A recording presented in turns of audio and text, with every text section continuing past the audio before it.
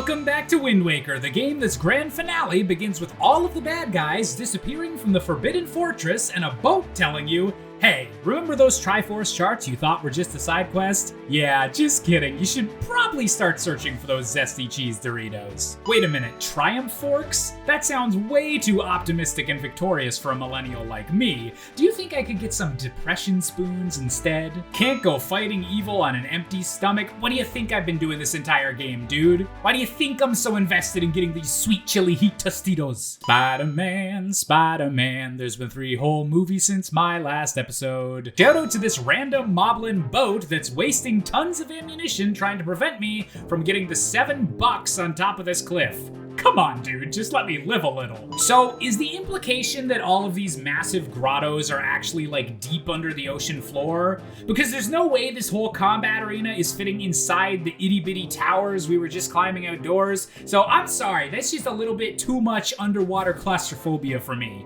I'm gonna go back to playing something much less scary like Subnautica. Oh, don't mind me, I'm just a completely innocent seagull. Nothing weird going on with me, definitely not possessed by a magical little fairy boy. Oh, don't be silly, I'm just an innocent horny seagull. Alright, so I guess the next part of our adventure is gonna have us visiting that Tingle guy again, which really just seems like a waste of time, but I'm sure it'll be alright. I mean, what's the worst he could have gotten up to since the last time I saw him? And he started a cult. With matching outfits. Or maybe they're just clones? I don't know which is worse. Vote now, clones or cults, down in the comments below. I'm sorry, 398 rupees? Who do I look like, Jeff Bezos? Screw you, Tingle, I'll just ask the Duolingo bird to help me translate this bullshit. Alright, after hours of totally enthralling footage of me collecting the rest of the Triforce pieces, it's finally time to return to the sunken land of Hyrule, to reunite with my favorite princess, and maybe, just maybe, finally be able to save... You know, I can't help but take this personally. I know I'm technically playing a different Link than the one that just got Super Smash Bro'd, but hell, I played as that guy too.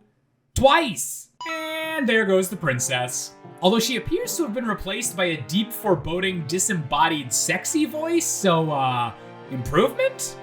I'm gonna go with improvement. Seriously though, where do you think Ganondorf is keeping all of his heavily armored dog monsters? They just keep popping up everywhere, and all I can think about is how much that goddamn kibble bill must be by this point. Oh my god. Alright, the time is finally here. Ganondorf may have stolen Tetra, but I am not just a weak little boy anymore, baby. I'm a weak little boy with the blade of evil's bane, and that means that I'm gonna break through your...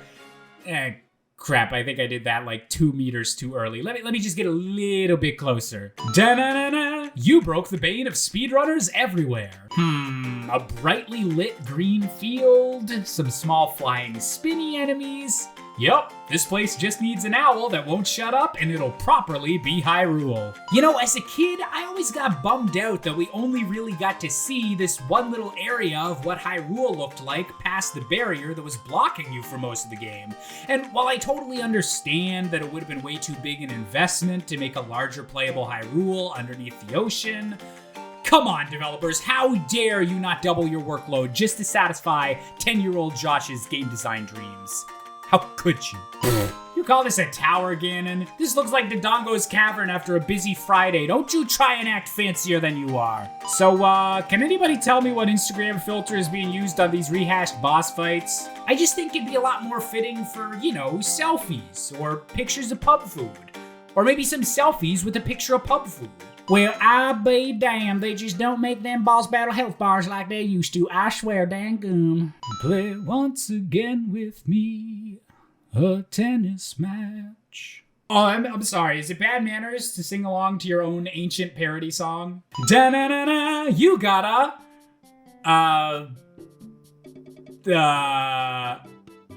Will I get demonetized if I say butt plug? The sacred light of these arrows can pierce pure evil itself. I mean, isn't that kind of why I upgraded my Master Sword? For the whole evil piercing thing? You know, remember those 2 whole dungeons we did, like, explicitly for that purpose? Ah well, more evil poking stuff for me. Excuse me, Mr. Ganondorf, do you really think you should be talking about hating and waging war against the gods so much? You're starting to sound like a JRPG protagonist, and honestly, I thought I was supposed to be the good guy here, so one of us is gonna have to go home and change already. Okay, who's been reading my diary? Because when I said that I wanted Ganondorf tied up above a bed, this is not what I had in mind. Also, if there's a Muppet Ganon, does that mean I need to do a full Avenue Q parody? Or can I get away with just calling this boss Gonzo for the rest of the fight? Remember that classic episode of Sesame Street where it revealed that if you cut a puppet down from its strings, it'll transform into a horrifying spider variant and then slither around like a snake until you kill it? Yeah, that was my favorite Bert and Ernie moment as well. Wait a minute, so you only believe that I'm the reincarnation of the hero of time now?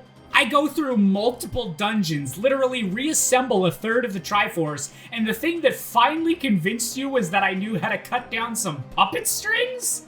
Alright, sure, whatever floats your boat, weird guy that likes to hang out of his own chandelier. And now it's time for the most intimidating obstacle on our entire journey. Something more horrifying than phantoms, more terrifying than puppets, more unspeakably vile than the King of Evil himself.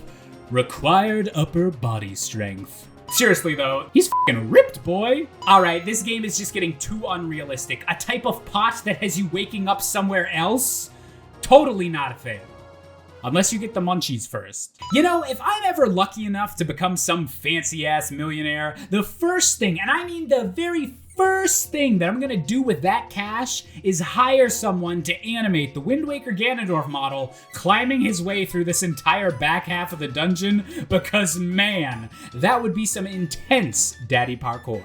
Alright, we're finally at the location of our final epic battle, and wait a minute, how the hell did I get up here? That's the door to get to the roof? Shouldn't there be like a guardrail or at least a watch your step sign? Also, really feeling the love, Ganon. Going all the way over to the opposite side of the roof. How are we supposed to have a dramatic confrontation like this? I can't even hear you from over here. Oh, never mind. I guess his exposition voice carries really well. It's all good. Tell me about your angsty, dramatic backstory recontextualizing the events of Ocarina of Time. We got plenty of time, and I promise I'll be totally respectful. Alright, honestly, Link kind of deserves the smackdown he's about to get.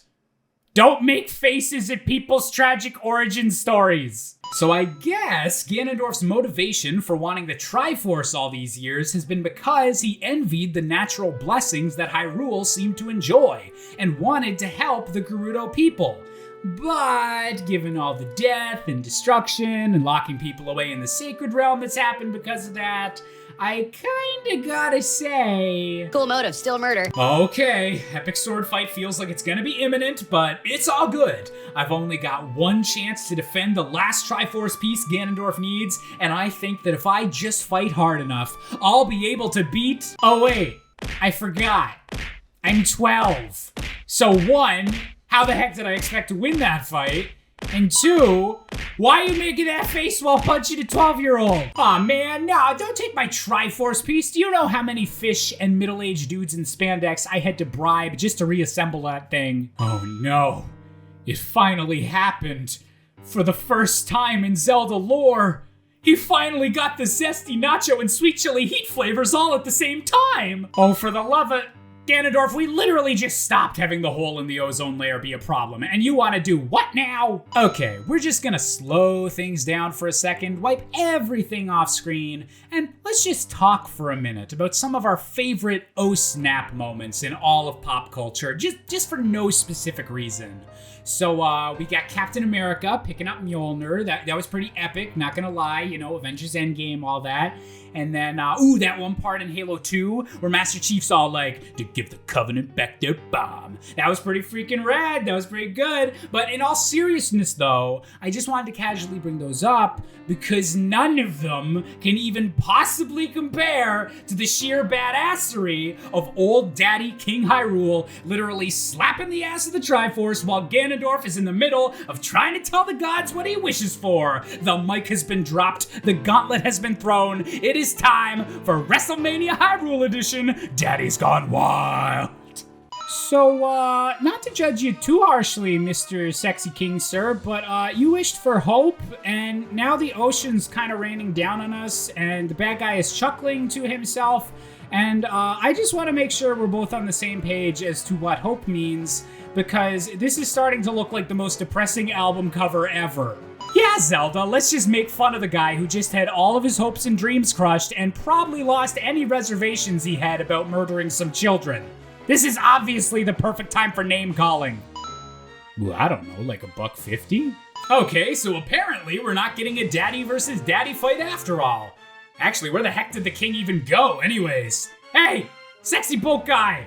Don't you want to watch two Rugrats fight a floaty green guy with katanas?